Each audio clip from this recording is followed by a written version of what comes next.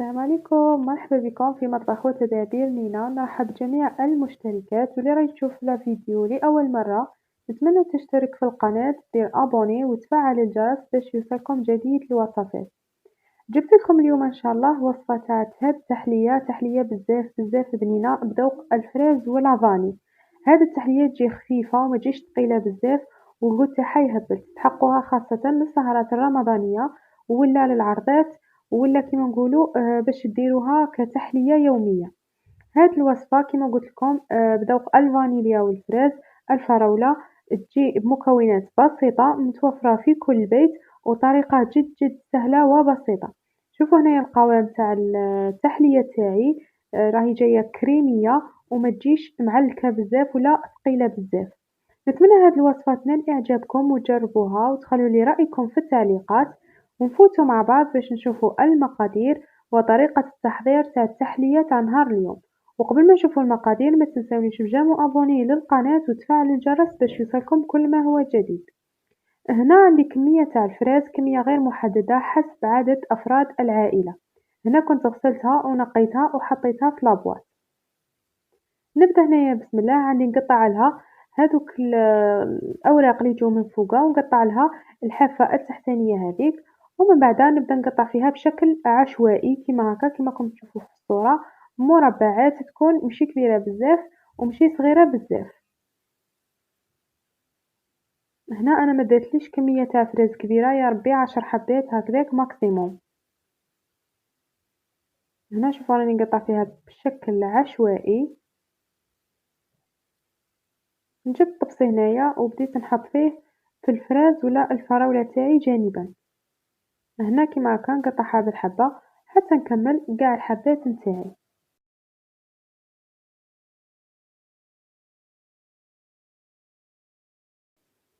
هنا بعد ما كملت قطعت قاع الفراز بهذا الشكل كيما راكم تشوفوا، حطيتها في الطبسي. هنا شندير، جبت كمية تاع السكر عادي، سكر حبيبات اللي نسكرو به القهوة نورمال. درت مغرفة كبيرة في الأول ومن بعد زدت عليها نصف ملعقة كبيرة، يعني في المجموع مغرفة ونص كبيرة. تقدروا تروحوا هنا حتى 2 مغارف اللي يبغي الحلاوة. نخلط قاع هذاك السكر وندخلو في الفريزر مليح مليح حتى تتشرب لي قاع هذاك السكر، ومن بعدها غادي نخلوها كيما هكا تتشرب السكر وتطلق لي السيرو تاعها. هنا نحطها جانبا ونخليها حتى تطلق الماء تاعها. من جهة أخرى هنايا رحت جبت كاسرونة صغيرة، درت فيها 2 كيسان نتاع حليب. هنا كمية الكأس راهي ترفد 220 مليلتر. نروح نضيف عليها 2 مغارف معمرين مليح تاع السكر. شوفوا انا راني درتهم بيان بومبي.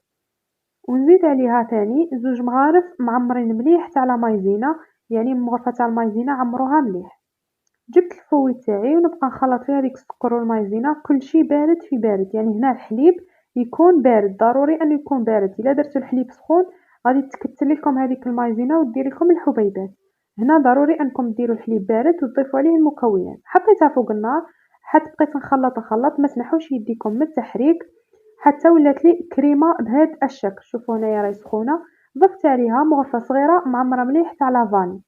جبت أنا هاد الكيسان اللي عندي تاع التحلية، ولا تقدروا ديروا في لي غامكان، تقدروا ديروا في أي بول عندكم نتاع التحلية. بعد ما درت لها هنا لافاني وخلطتها نبقى نفرغ في الكؤوس بهذا الشكل، ونخلي هنايا الكاس ما نعمروش حتى الفوق. نخلي من بعدها باش ندير الطبقة تاع الفراز. تبغوا ديروا الطبقة تاع الفراز كبيرة، ديروا غير شوية كريمة الفانيليا، ومن بعدها خلوا اسباس كبير باش ديروا الفريزة. بغيتو ديروا كيما انا ديروا ثاني بنفس الطريقة. انا هنا درت كمية تاع لا كريم تاع لافاني بزاف، والفريزة درتها من الفوق فقط. هنا فرغت قاع الكؤوس، جاتني حوالي 5 كيسان كبار. هنا في هذه المرحلة نحطهم يبردوا تماما حتى تبرد لي مليح باش عاد نفوت للخطوة الموالية. عندي هنايا شوية تاع فريزة اللي درتها معكم من قبل. هذه راهي طلقت لي كاع السيرو تاعها والماء كيما راكم تشوفوا. وعندي علبة تاع فلون، انا هنايا درت بذوق الفاني ما لقيتش ذوق الفراز. نتوما ديروا ذوق الفراز، عفوا الفلون تاعكم ديروه بذوق الفراز. عندي هاد العلبة ندير النصف نتاعها فقط، يعني هاد العلبة الصغيرة ندير النصف تاعها فقط نتاع الفلون.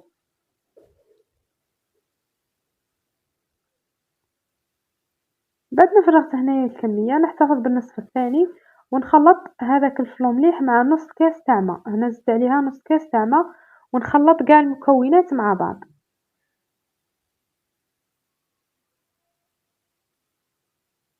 هنا في هاد المرحلة تاني نروح نحطهم فوق النار ونخليهم نبقى تاني نخلّط بالمغرف حتى يبدا الخليط نتاعي يغلي، بعد ما يغلي الخليط هنا نعرفو بلي سي بون راهي الفراولة تاعنا ولا الفراز راهي واجدة، هنا راني درتها شوفو فوق نار متوسطة، النار ما تكونش قليلة بزاف، وبقيت هنايا نخلّط حتى تشكلوا لي هاذوك الفقاعات وبدات الفريزة وهذاك الما اللي درناه والفلان يغلي. هنا سرعت لكم في المقطع باش تشوفوا الفيديو وما يجيكمش طويل. شوفوا هنايا ديجا راه بدات تتشكل هذيك الفقاعات راه بدا يغلي، كي يغلي لي تماما عاد نطفي عليه. شوفوا هنايا هاو طلع، هنا طفيت عليه وما تخافوش هنا حتى الفراز تبقى محافظة على الشكل تاعها. بعد ما برد لي هذيك كريمة لافاني مليح مليح، شوفوا هنايا بديت نعمر في الطبقة الثانية. هنايا حاولت نصفي الفريزة نديرها هي الأولى باش تجيني قاع الكيسان كيف كيف، ومن بعدها نخوي عليها هذاك السيرو. هنا ما تخافوش غادي يشد روحو هذاك السيرو اللي من فوق اللي درناه بالفلون والماء والفريزة ويجي بزاف بنين. هنا الذوق تاعو غادي يجيكم بنين وكما قلت لكم يشد روحو وفي نفس الوقت يجي كريمي يعني ما يقهمش ومشي ثقيل.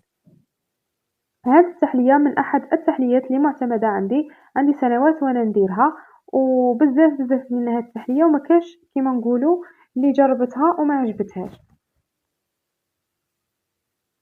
هنا كيما قلت لكم بديت نفرغ في السيرو من فوق حتى نعمر قاع الكيسان ونحاول نديرهم قاع كيف كيف. نخلي هذا الفلون تاعي هنايا برا يعني فوق البلون طرافاي يبرد لي باش ما يخسرليش الفريجيدار، ومن بعد كي حبس هذاك البخار ويولي دافي برك ندخلو للفريجيدار ونخليه حتى يبرد تماما، على الأقل 2 سوايع باش يكون أحكم روحو مليح.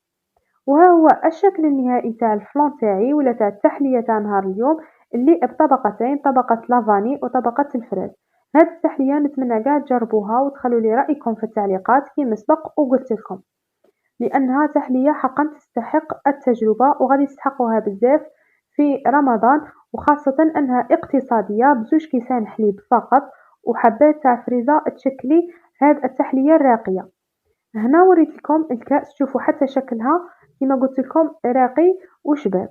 نوري لكم هنايا القوام تاع التحلية تاعي كيفاش تجي من داخل، وباش تشوفوا بلي هنايا كما راه يبان لكم بلي الطبقة الفوقانية راهي شادة روحها وحتى التحتانية.